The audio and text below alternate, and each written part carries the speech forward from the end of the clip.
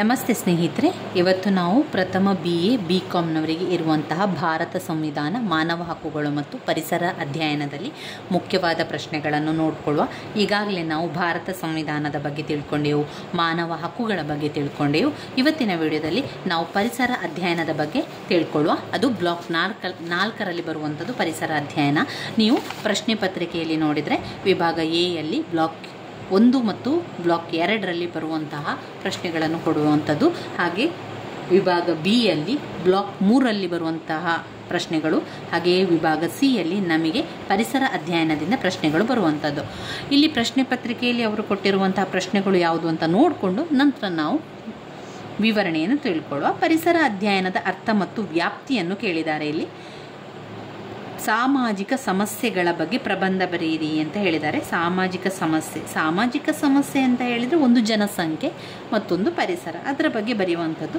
ಶಬ್ದ ಮಾಲಿನ್ಯದ ಕಾರಣಗಳನ್ನು ಚರ್ಚಿಸಿ ಅಂತ ಕೇಳಿದ್ದಾರೆ. ಇಲ್ಲಿ ಪರಿಸರ ಮಾಲಿನ್ಯ ಅಂತ ಬಂದಾಗ ವಾಯು ಮಾಲಿನ್ಯ, ಜಲ ಮಾಲಿನ್ಯ, ಭೂ ಮಾಲಿನ್ಯ, ಶಬ್ದ ಮಾಲಿನ್ಯ, 4 ಮಾಲಿನ್ಯಗಳಿದೆ. ಅವರು ಯಾವುದಾದ್ರೂ ಒಂದು ಮಾಲಿನ್ಯದ ಬಗ್ಗೆ ಕೇಳ್ತಾರೆ ಅಥವಾ ಎಲ್ಲವನ್ನು ಕೂಡ ಜೊತೆಯಾಗಿ ಕೂಡ ಕೇಳುವರು. ಪರಿಸರ ಮಾಲಿನ್ಯವನ್ನು ತಿಳಿಸಿ ಅಂತ ಕೇಳುವರು, ಅಥವಾ ಪರಿಸರ ಮಾಲಿನ್ಯದ ನಿಯಂತ್ರಣದ ಕ್ರಮಗಳನ್ನು ತಿಳಿಸಿ ಅಂತ ಒಂದು ಪ್ರಶ್ನೆ ಪತ್ರಿಕೆಯಲ್ಲಿ ನಾನು ಅದನ್ನು ನೋಡಿದ್ದೇನೆ. ಪರಿಸರ ಮಾಲಿನ್ಯದ ನಿಯಂತ್ರಣದ ಕ್ರಮಗಳನ್ನು ತಿಳಿಸಿ ಅಂತ 10 ಅಂಕಕ್ಕೆ ಕೇಳಿದ್ದಾರೆ. ಆದ್ದರಿಂದ ಇದನ್ನೆಲ್ಲವೂ ಕೂಡ ನಾವು ಓದ್ಕೊಳ್ಳುವ. ನಾನಿಲ್ಲಿ ನಿಮಗೆ ಹೇಳ್ತಾ ಇರುವಂಥದ್ದು ಪರಿಸರ ಅಧ್ಯಯನ ಅಂತ ಬಂದಾಗ ಇದು ನಮ್ಮ ಸುತ್ತಮುತ್ತಲು ಇರುವಂಥದ್ದು. ಪರಿಸರ ಅಂತ ಅಂದರೆ ಏನು? ನಮ್ಮ ಸುತ್ತಮುತ್ತಲಿರುವಂತಹ ಜಾಗ ಪರಿಸರ ಆಗಿರುವಂಥದ್ದು. ನಮ್ಮ ಸುತ್ತಮುತ್ತಲಿರುವಂತಹ ಕಲ್ಲು, ಮಣ್ಣು, ಅದೆಲ್ಲ ಕೂಡ ಗಿಡ ಮರಗಳು ಎಲ್ಲ ಸೇರಿ ಏನು ಹೇಳ್ತೇವೆ ನಾವು ಪರಿಸರ ಅಂತ ಹೇಳುವಂಥದ್ದು. ಈ ಪರಿಸರ ಅಂತ ಬಂದಾಗ, ಪರಿಸರ ಅಧ್ಯಯನ ಅಂತ ಬಂದಾಗ ಅದರ ಮಹತ್ವ ಏನು, ಯಾಕೆ ನಾವು ಪರಿಸರ ಅಧ್ಯಯನವನ್ನು ಮಾಡಬೇಕು ಎನ್ನುವಂಥದ್ದನ್ನು ಓದ್ಕೊಳ್ಬೇಕಾಗಿರುವಂಥದ್ದು. ಹಾಗೆ ನಾವು ಈ ಒಂದು ಪರಿಸರದಲ್ಲಿದ್ದೇವೆ ಅಂತ ಹೇಳಿದರೆ ಈ ಪರಿಸರದ ಸುತ್ತಮುತ್ತಲಿನ ವಿಚಾರಗಳು, ಈ ಸುತ್ತಮುತ್ತಲಿನ ಒಂದು ವಿಷಯಗಳನ್ನು ನಾವು ಕಣ್ಣಾರೆ ನೋಡ್ತಾ ಇರ್ತೇವೆ. ಅನೇಕ ವಿಷಯಗಳನ್ನು ಕಿವಿಯಾರೆ ಕೇಳ್ತಾನೂ ಕೂಡ ಇರ್ತವೆ. ಆದ್ದರಿಂದ ಪರಿಸರದ ಅಧ್ಯಯನ ಎನ್ನುವಂಥ ವಿಷಯ ಬಂದಾಗ ಆ ವಿಭಾಗದ ಯಾವುದೇ ಪ್ರಶ್ನೆ ಬಂದರೂ ನಿಮಗೆ ನಿಮ್ಮದೇ ಆದ ವಿವರಣೆಯನ್ನು ಕೊಟ್ಟು ಬರೀಲಿಕ್ಕೆ ಗೊತ್ತಿರಬೇಕು. ಅಥವಾ ಈ ಒಂದು ಪರಿಸರ ಅಧ್ಯಯನ ಅಂತ ವಿಚಾರ ಬಂದಾಗ ಇದು ನಮ್ಮ ಸುತ್ತಮುತ್ತಲಿನ ವಿಚಾರ. ಆದ್ದರಿಂದ ಇಲ್ಲಿ ಯಾವುದೇ ಪ್ರಶ್ನೆಯನ್ನು ಕೇಳಿದರೂ ಕೂಡ ನಾವು ಆರಾಮದಲ್ಲಿ ಉತ್ತರವನ್ನು ಬರಿಬೋದು. ನಮ್ಮದೇ ಆದ ವಿವರಣೆಯ ಮೂಲಕ ನಮ್ಮದೇ ಆದ ಪಾಯಿಂಟ್ಸ್ಗಳನ್ನು ಹಾಕ್ಕೊಂಡು ಬರಿಬೋದು. ಅದಕ್ಕೆ ನಾವು ಬರಿಬೇಕಾದ್ರೆ ಒಂದು ಸ್ವಲ್ಪ ನಮಗೆ ಆ ಪಾಯಿಂಟ್ಸ್ಗಳು ಗೊತ್ತಿದ್ದರೆ ಅಥವಾ ನಾವು ಸ್ವಲ್ಪ ಆ ವಿಚಾರವನ್ನು ತಿಳ್ಕೊಂಡ್ರೆ ನಮಗೆ ಬರೀಲಿಕ್ಕೆ ತುಂಬಾ ಅನುಕೂಲ ಆಗ್ತದೆ ಎನ್ನುವ ಕಾರಣದಿಂದಾಗಿ ನಾವು ಈ ಪಾಠವನ್ನೊಮ್ಮೆ ಓದ್ತಾ ಹೋಗಬೇಕು. ಯಾವ ಪ್ರಶ್ನೆಗೆ ಯಾವ ರೀತಿ ಉತ್ತರವನ್ನು ಬರೀಬೋದು ಅಂತ ನೋಡ್ಕೊಳ್ತಾ ಹೋಗ್ಬೋದು. ಹಾಗೆಯೇ ಈ ಒಂದು ಪರಿಸರ ಅಧ್ಯಯನದ ಯಾವುದೇ ಪ್ರಶ್ನೆಯ ಪಾಯಿಂಟ್ಸ್ಗಳನ್ನು ನೀವು ಬಾಯಿಪಾಠ ಮಾಡಬೇಕು ಅಂತ ಏನೂ ಇಲ್ಲ. ಈ ಪರಿಸರದಲ್ಲಿ ನೀವು ನೋಡಿರುವಂಥದ್ದು, ಈಗ ಮಾಲಿನ್ಯ ಅಂತ ಬಂದಾಗ ಪರಿಸರ ಮಾಲಿನ್ಯ, ನಾವಿರುವಂಥದ್ದು ಪರಿಸರ, ಅದರಲ್ಲಿ ವಾಯು, ಗಾಳಿಯ ಮಾಲಿನ್ಯ ಕೂಡ ಆಗ್ತದೆ. ವಾಯು ಮಾಲಿನ್ಯ ಆಗುವಂಥದ್ದು ಈಗ ನಾವು ಪಟಾಕಿಗಳನ್ನು ಸಿಡಿಸಿದಾಗ ಪಟಾಕಿಗಳ ಮೂಲಕ ವಾಯು ಎಲ್ಲ ಮಾಲಿನ್ಯ ಆಗುವಂಥದ್ದು, ವಾಹನಗಳ ಹೊಗೆಗಳಿಂದ ಬರುವಂಥದ್ದು, ಅದೆಲ್ಲ ವಾಯು ಮಾಲಿನ್ಯದ ಬಳಿ ನಾವು ಬರಿತಾ ಹೋಗಬೇಕು. ಜಲ ಮಾಲಿನ್ಯ ಅಂತ ಬಂದಾಗ ನೀರು ಯಾವ ರೀತಿ ಕಲುಷಿತ ಆಗ್ತದೆ, ಭೂಮಿ ಯಾವ ರೀತಿ ನಾವು ಕಲುಷಿತ ಮಾಡ್ತೇವೆ ನಾವು ಅಂದರೆ ಪ್ರಜೆಗಳು ಅಥವಾ ಮಾನವರೆಲ್ಲ ಸೇರಿ. ಶಬ್ದ ಮಾಲಿನ್ಯ ಏನು? ಶಬ್ದ ಮಾಲಿನ್ಯಕ್ಕೆ ಕಾರಣ ಏನು? ಬೇರೆ ಬೇರೆ ಧ್ವನಿವರ್ಧಕಗಳನ್ನು ಗಟ್ಟಿಯಾಗಿ ಇಡುವಂಥದ್ದು, ಆಮೇಲೆ ಕಾರ್ಖಾನೆಯಿಂದ ಬರುವಂತಹ ಸ್ವರಗಳಿರ್ಬೋದು, ಅಥವಾ ಇನ್ನಿತರ ಯಾವುದೇ ಒಂದು ಹಾಡುಗಳನ್ನೆಲ್ಲ ಜೋರಾಗಿ ಇಡುವಂಥದ್ದು, ಇದೆಲ್ಲ ಒಂದು ಶಬ್ದ ಮಾಲಿನ್ಯಕ್ಕೆ ಕಾರಣ ಆಗ್ತದೆ. ಶಬ್ದ ಮಾಲಿನ್ಯ ಅಂತ ಅಂದರೆ ಏನು ಅಂತ ಅರ್ಥವನ್ನು ತಿಳ್ಕೊಂಡು ಅದರ ಬಗ್ಗೆ ಬರಿತಾ ಹೋಗುವಂಥದ್ದು. ಒಂದು ಮಾಲಿನ್ಯ, ಶಬ್ದ ಮಾಲಿನ್ಯ ಅಂತ ಹೇಳಿದರೆ ಯಾವುದೇ ಒಂದು ಸ್ವರ ನಮಗೆ ಕರ್ಕಶವಾಗಿ ಕೇಳಿದಾಗ ಅಥವಾ ಕಿವಿಗೆ ಹೊಡೆಯುವ ರೀತಿಯಲ್ಲಿ ಕೇಳಿದರೆ ಅದು ಮಾಲಿನ್ಯವೇ, ಅದು ಶಬ್ದದ ಮಾಲಿನ್ಯವಾಗುವಂಥದ್ದು.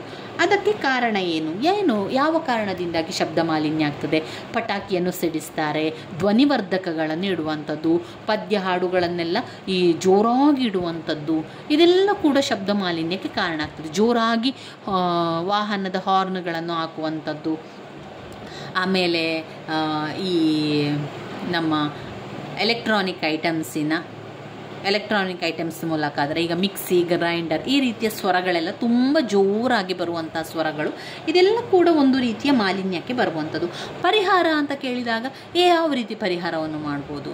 ಈ ಧ್ವನಿವರ್ಧಕಗಳನ್ನು ಸ್ವಲ್ಪ ಕಡಿಮೆ ಸಣ್ಣದಾಗಿ ಇಡುವಂಥದ್ದು ಮಾಡುವಂಥದ್ದು, ಇನ್ನು ಪಟಾಕಿಗಳನ್ನು ಅದನ್ನೆಲ್ಲ ಸಿಡಿಸದೇ ಇರುವಂಥದ್ದು ಅಥವಾ ಸಣ್ಣ ಸ್ವರ ಇರುವಂಥ ಪಟಾಕಿಗಳನ್ನು ತೆಗೆದುಕೊಳ್ಳುವಂಥದ್ದು. ಇನ್ನು ಬೇರೆ ಬೇರೆ ಈಗ ಕೆಲವೊಂದು ಈಗ ಮಿಕ್ಸಿ, ಗ್ರೈಂಡರ್ ಈ ರೀತಿಯ ಶಬ್ದಗಳನ್ನು ಆದಷ್ಟು ಕಡಿಮೆ ಸ್ವರ ಇರುವಂತಹ ಯಂತ್ರಗಳನ್ನು ಪಡೆದುಕೊಳ್ಳುವಂಥದ್ದು. ಈ ರೀತಿಯಾಗಿ ಕೆಲವೊಂದು ಪರಿಹಾರವನ್ನು ನಾವು ಮಾಡುವಂಥದ್ದು. ನಾವು ಸ್ವಲ್ಪ ಯೋಚನೆ ಮಾಡಿಕೊಂಡ್ರೆ ಈ ಪರಿಸರ ಅಧ್ಯಯನ ಪಾಠದಿಂದ ನಾವು ಜನರಲ್ ಆಗಿ ಎಲ್ಲವನ್ನು ಕೂಡ ಬರಿತಾ ಹೋಗ್ಬೋದು. ಮೊದಲಿಂದಾಗಿ ನಾವು ಪರಿಸರದ ಅಧ್ಯಯನವನ್ನು ತಿಳಿತಾ ಹೋಗುವ, ಅದರ ವ್ಯಾಪ್ತಿ ಮತ್ತು ಪ್ರಾಮುಖ್ಯತೆಯನ್ನು ತಿಳ್ಕೊಳ್ಳುವ. ಪರಿಸರ ಮಾಲಿನ್ಯ. ಮೊದಲು ಪರಿಸರ ಅಂದರೆ ಏನು? ಪರಿಸರ ಅಂದರೆ ನಮ್ಮ ಸುತ್ತಮುತ್ತಲು ಇರುವಂತಹ ಪ್ರದೇಶವೇ ಪರಿಸರ. ನಮ್ಮ ಸುತ್ತಮುತ್ತಲು ಇರುವಂತಹ ಪ್ರದೇಶವನ್ನೇ ನಾವೇನು ಹೇಳ್ತೇವೆ? ಪರಿಸರ ಅಂತ ಹೇಳ್ತೇವೆ. ಇನ್ನು ಪರಿಸರ ಅಂತ ಬಂದಾಗ, ಪರಿಸರದ ಅಧ್ಯಯನ ಅಂತ ಬಂದಾಗ ಅದರ ವ್ಯಾಖ್ಯೆ ಏನು? ಅದರ ವ್ಯಾಖ್ಯೆ ಏನೆಂದರೆ, ಜೀವಿಗಳು ಬದುಕಲು ಅವಶ್ಯಕವಾಗಿರುವಂತಹ ಗಾಳಿ, ನೀರು, ಆಹಾರ, ಬೆಳಕು ಅವುಗಳನ್ನಾಧರಿಸಿ ನಡೆಯುವಂತಹ ಕ್ರಿಯೆ ಇದೆಯಲ್ಲ, ಅದನ್ನು ಪರಿಸರದ ಅಧ್ಯಯನ ಅಂತ ಹೇಳ್ತೇವೆ. ಯಾವುದೆಲ್ಲ ಪರಿಸರದ ಅಧ್ಯಯನ ಅಂತ ಪದಗಳು? ಜೀವಿಗಳು ಬದುಕಲು ಅವಶ್ಯಕವಾಗಿರುವಂತಹ ಗಾಳಿ, ನೀರು, ಆಹಾರ, ಬೆಳಕು. ಗಾಳಿ, ನೀರು, ಆಹಾರ, ಬೆಳಕು ಅವುಗಳನ್ನಾಧರಿಸಿ ನಡೆಯುವಂತಹ ಕ್ರಿಯೆ ಇದೆಯಲ್ಲ, ಅದನ್ನೇ ನಾವು ಪರಿಸರ ಅಂತ ಹೇಳುವಂಥದ್ದು. ಪರಿಸರದ ವ್ಯಾಪ್ತಿ ಮತ್ತು ಪ್ರಾಮುಖ್ಯತೆಗೆ ಬರಬೇಕು ನಾವೀಗ. ಇದರ ವ್ಯಾಪ್ತಿ ಎಲ್ಲಿ ತನಕ ಅದರ ವ್ಯಾಪ್ತಿ ಇದೆ? ಪರಿಸರ ಅಧ್ಯಯನ ಅಂತ ಬಂದಾಗ ನಾವು ಯಾವುದನ್ನೆಲ್ಲ ಓದ್ಕೊಳ್ಬೇಕು, ಅದರ ವ್ಯಾಪ್ತಿ ಎಲ್ಲಿ ತನಕ ಬರ್ತದೆ, ಅಥವಾ ಅದರ ಪ್ರಾಮುಖ್ಯತೆ ಏನು ಎನ್ನುವಂಥದ್ದು ನಾವು ತಿಳ್ಕೊಳ್ಬೇಕು. ನೈಸರ್ಗಿಕ ಸಂಪನ್ಮೂಲಗಳ ಬಗ್ಗೆ ಓದ್ಕೊಳ್ಳುವಂಥದ್ದು. ನೈಸರ್ಗಿಕ ಸಂಪನ್ಮೂಲಗಳ ಸಂರಕ್ಷಣೆ ಮಾಡುವುದು, ನಿರ್ವಹಣೆ ಮಾಡುವುದು. ಜೀವ ಪರಿಸ್ಥಿತಿ, ಜೀವ ವೈವಿಧ್ಯತೆ ಬಗ್ಗೆ ತಿಳ್ಕೊಳ್ಳುವಂಥದ್ದು. ಪರಿಸರ ಮಾಲಿನ್ಯ ನಿರ್ವಹಣೆ ಬಗ್ಗೆ ತಿಳ್ಕೊಳ್ಳುವಂಥದ್ದು. ಪರಿಸರದ ಮೇಲೆ ಅಭಿವೃದ್ಧಿ ಕಾರ್ಯಗಳಿಂದುಂಟಾಗುವ ಸಾಮಾಜಿಕ ಪರಿಣಾಮವನ್ನು ತಿಳ್ಕೊಳ್ಳುವಂಥದ್ದು. ಜನಸಂಖ್ಯೆ ಮತ್ತು ಪರಿಸರ, ಈ ಎಲ್ಲ ವಿಷಯಗಳು ಪರಿಸರದ ಅಧ್ಯಯನದ ವ್ಯಾಪ್ತಿಯಲ್ಲಿ ಬರ್ತದೆ. ಪರಿಸರದ ಅಧ್ಯಯನ ವ್ಯಾಪ್ತಿಯಲ್ಲಿ ಬರ್ತದೆ.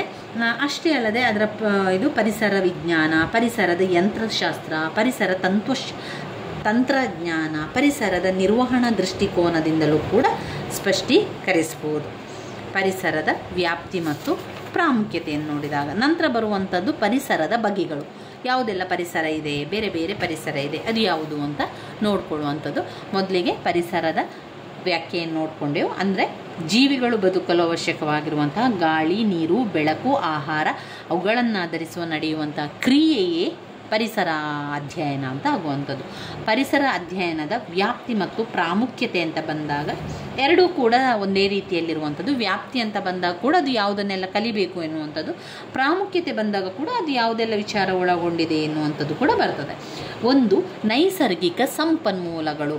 ಅದರ ವ್ಯಾಪ್ತಿ ಏನು? ಪರಿಸರ ಅಂತ ಬಂದಾಗ ನೈಸರ್ಗಿಕ ಸಂಪನ್ಮೂಲಗಳು, ಅದರ ನಿರ್ವಹಣೆ ಮಾಡೋದು ಹೇಗೆ, ಅವುಗಳನ್ನು ಸಂರಕ್ಷಣೆ ಮಾಡೋದು ಹೇಗೆ ಎನ್ನುವಂಥ ವಿಚಾರ ಕೂಡ ಅದರಲ್ಲಿ ಬರ್ತದೆ. ನೈಸರ್ಗಿಕ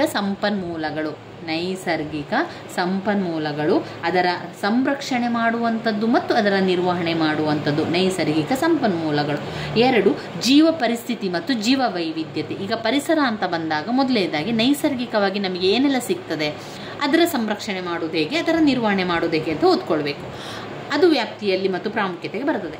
ಇನ್ನು ಎರಡನೇದು ನೋಡಿದರೆ ಜೀವ ಪರಿಸ್ಥಿತಿ ಮತ್ತು ಜೀವ ವೈವಿಧ್ಯತೆ. ಬೇರೆ ಬೇರೆ ಜೀವಿಗಳಿದೆ. ಈಗ ನಮ್ಮ ಮಾನವರನ್ನು ಬಿಟ್ಟರೆ ಈ ಒಂದು ಪರಿಸರದಲ್ಲಿ ಪ್ರಾಣಿಗಳು, ಪಕ್ಷಿಗಳು, ಜೀವ ಸಂಕುಲಗಳಿರುವಂಥದ್ದು ಈ ಒಂದು ಜೀವ ಪರಿಸ್ಥಿತಿ ಮತ್ತು ಜೀವ ವೈವಿಧ್ಯತೆ ಬಗ್ಗೆ ತಿಳ್ಕೊಳ್ಳುವಂಥದ್ದು.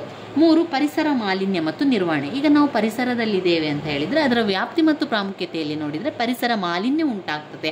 ಆ ಮಾಲಿನ್ಯವನ್ನು ಯಾವ ರೀತಿ ತಡೆಗಟ್ಟುವುದು, ಪರಿಸರ ಮಾಲಿನ್ಯಕ್ಕೆ ಕಾರಣಗಳೇನು, ಅದೆಲ್ಲ ಕೂಡ ಅದರ ವ್ಯಾಪ್ತಿ ಮತ್ತು ಪ್ರಾಮುಖ್ಯತೆಯಲ್ಲಿ ಬರ್ತದೆ. ನಾಲ್ಕನೇದು, ಪರಿಸರದ ಮೇಲೆ ಅಭಿವೃದ್ಧಿ ಕಾರ್ಯಗಳಿಂದ ಉಂಟಾಗುವ ಸಾಮಾಜಿಕ ಪರಿಣಾಮ ಏನು. ಈಗ ನಾವು ಪರಿಸರದ ಅಭಿವೃದ್ಧಿ ಮಾಡ್ತೇವೆ ಅಂತ ಲೆಕ್ಕ, ಆದರೆ ಪರಿಸರದ ಅಭಿವೃದ್ಧಿ ಮಾಡ್ತಾ ಅದೇನಾಗ್ತದೆ, ಅದು ಸಾಮಾಜಿಕ ದೋಷಕ್ಕೆ ಅಥವಾ ಸಾಮಾಜಿಕ ಪರಿಣಾಮಕ್ಕೆ ಉಂಟಾಗ್ತದೆ.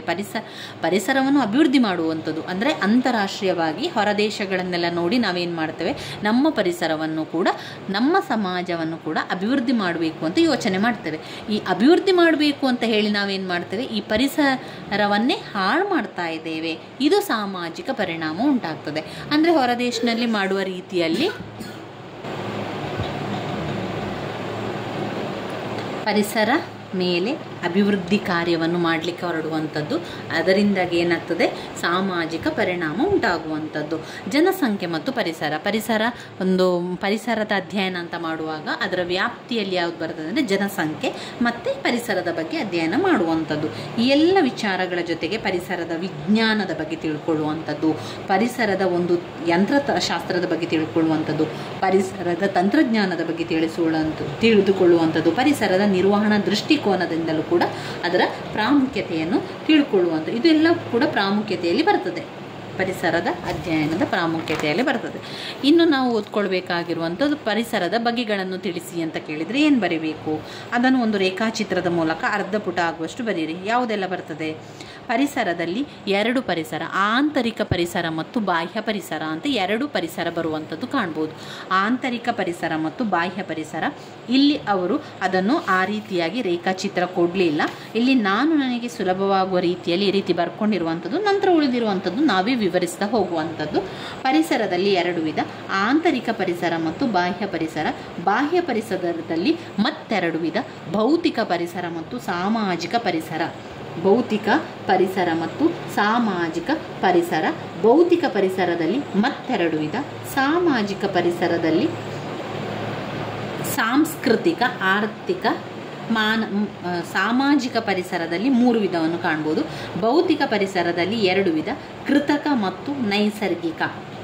ಕೃತಕ ಪರಿಸರ ಮತ್ತು ನೈಸರ್ಗಿಕ ಪರಿಸರ ಭೌತಿಕ ಪರಿಸರದಲ್ಲಿ. ಸಾಮಾಜಿಕ ಪರಿಸರದಲ್ಲಿ ಸಾಂಸ್ಕೃತಿಕ, ಆರ್ಥಿಕ, ಮಾನಸಿಕ.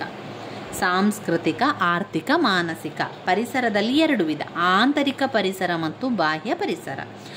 ಬಾಹ್ಯ ಪರಿಸರದಲ್ಲಿ ಎರಡು ವಿಧ, ಭೌತಿಕ ಪರಿಸರ ಮತ್ತು ಸಾಮಾಜಿಕ ಪರಿಸರ. ಭೌತಿಕ ಪರಿಸರ ಮತ್ತು ಸಾಮಾಜಿಕ ಪರಿಸರ. ಭೌತಿಕ ಪರಿಸರದಲ್ಲಿ ಎರಡು ವಿಧ, ಕೃತಕ ಪರಿಸರ ಮತ್ತು ನೈಸರ್ಗಿಕ ಪರಿಸರ.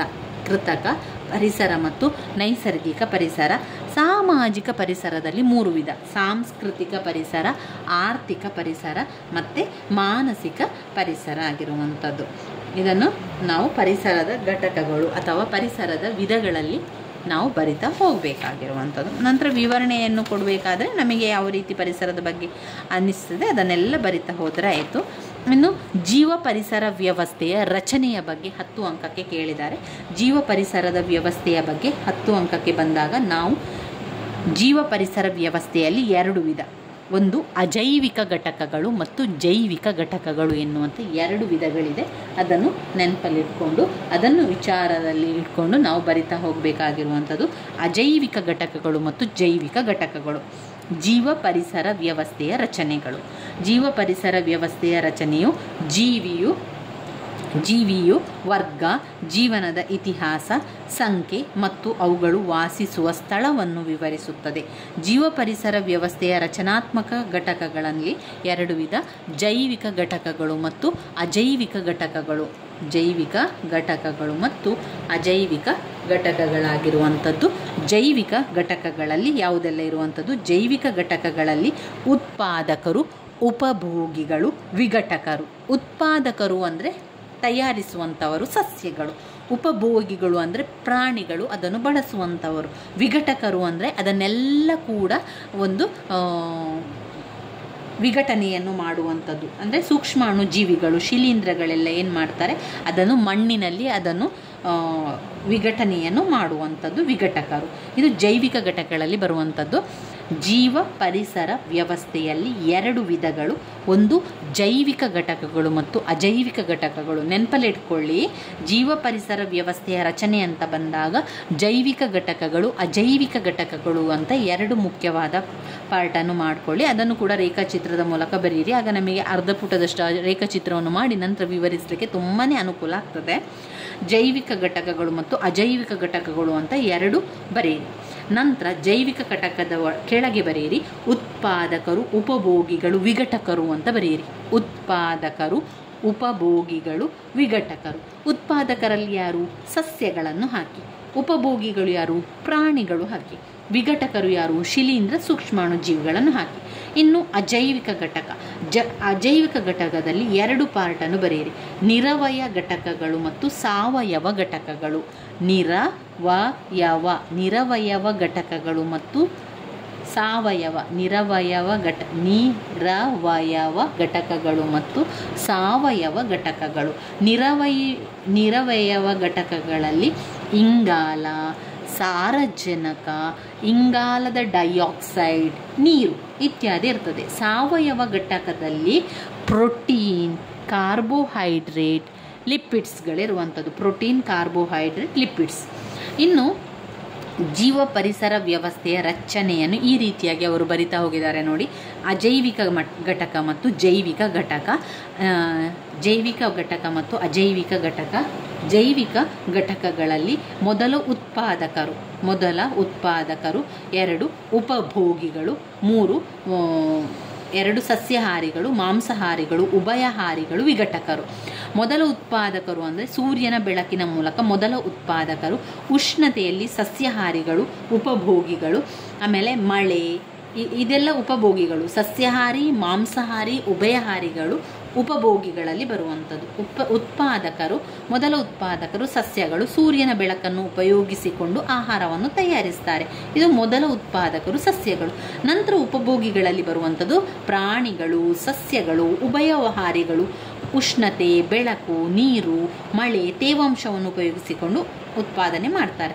ನಂತರ ವಿಘಟಕರು ಅಂದರೆ ಸೂಕ್ಷ್ಮಾಣುಜೀವಿಗಳು. ಮಣ್ಣು ಅಥವಾ ರಾಸಾಯನಿಕ ವಸ್ತು, ಫಾಸ್ಫೇಟ್ ಮತ್ತು ಅಮೋನಿಯನ್ನು ಬಳಸಿಕೊಂಡು ಅದನ್ನು ಅವರು ವಿಘಟನೆಯನ್ನು ಮಾಡುವಂಥದ್ದು. ಇದು ಜೀವ ಪರಿಸರ ವ್ಯವಸ್ಥೆಯ ರಚನೆಗೆ ಆಯಿತು. ಇನ್ನು ಜೀವ ಪರಿಸರ ವ್ಯವಸ್ಥೆಯ ಕಾರ್ಯಗಳೇನು? ಏನೆಲ್ಲ ಕಾರ್ಯವನ್ನು ಮಾಡ್ತದೆ ಅದು? ಏನೆಲ್ಲ ಕಾರ್ಯವನ್ನು ಮಾಡುವ ಕಾರ್ಯಗಳೇನು ಅಂತ ತಿಳ್ಕೊಳ್ಳುವ. ಆಹಾರ ಸರಪಳಿಯನ್ನು ಮಾಡ್ತದೆ. ಆಹಾರ ಜಾಲ, ಜೀವ ಪರಿಸ್ಥಿತಿಯ ಪಿರಮಿಡ್ಗಳನ್ನು ಮಾಡ್ತದೆ. ಶಕ್ತಿಯ ಹರಿಯುವಿಕೆ, ಜೀವಭೌಗೋಳಿಕ ರಾಸಾಯನಿಕ ಚಕ್ರಗಳು, ಪ್ರಾಥಮಿಕ ಮತ್ತು ದ್ವಿತೀಯ ಉತ್ಪಾದನೆ. 1ನೇದು ಆಹಾರ ಸರಪಳಿ. 2 ಆಹಾರ ಸರಪಳಿ, ಆಹಾರ ಜಾಲ, ಜೀವ ಪರಿಸ್ಥಿತಿಯ ಪಿರಮಿಡ್ಗಳು. ಆಹಾರ ಸರಪಳಿ, ಆಹಾರ ಜಾಲ, ಜೀವ ಪರಿಸ್ಥಿತಿಯ ಪಿರಮಿಡ್ಗಳು. 2 ಶಕ್ತಿಯ ಹರಿಯುವಿಕೆ. 3 ಜೀವ ಭೌಗೋಳಿಕ ರಾಸಾಯನಿಕ ಚಕ್ರಗಳು. ಜೀವ ಭೌಗೋಳಿಕ ರಾಸಾಯನಿಕ ಚಕ್ರಗಳು.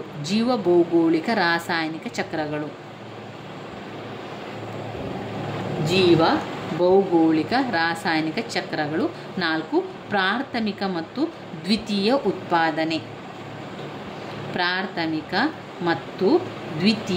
ಉತ್ಪಾದನೆ. ಆಹಾರ ಸರಪಳಿ, ಆಹಾರ ಜಾಲ, ಜೀವ ಪರಿಸ್ಥಿತಿಯ ಪಿರಮಿಡ್ಗಳು. 2 ಶಕ್ತಿಯ ಹರಿಯುವಿಕೆ. 3 ಜೀವ ಭೌಗೋಳಿಕ ರಾಸಾಯನಿಕ ಚಕ್ರಗಳು. 4 ಪ್ರಾಥಮಿಕ ಮತ್ತು ದ್ವಿತೀಯ ಉತ್ಪಾದನೆಯಲ್ಲಿ ಅಷ್ಟು ಪಾಯಿಂಟ್ಸನ್ನು ಬರೆಯಿರಿ ನೀವು ಜೀವ ಪರಿಸರ ವ್ಯವಸ್ಥೆಯ ಕಾರ್ಯಗಳು ಅಂತ ಬಂದಾಗ. ಇನ್ನು ನಾವು ಓದಬೇಕಾಗಿರುವಂಥದ್ದು ಜೈವಿಕ ಘಟಕದ ಬಗ್ಗೆ. ಜೈವಿಕ ಘಟಕಗಳನ್ನು ತಿಳಿಸಿ ಅಂತ ಕೇಳಿದ್ದಾರೆ.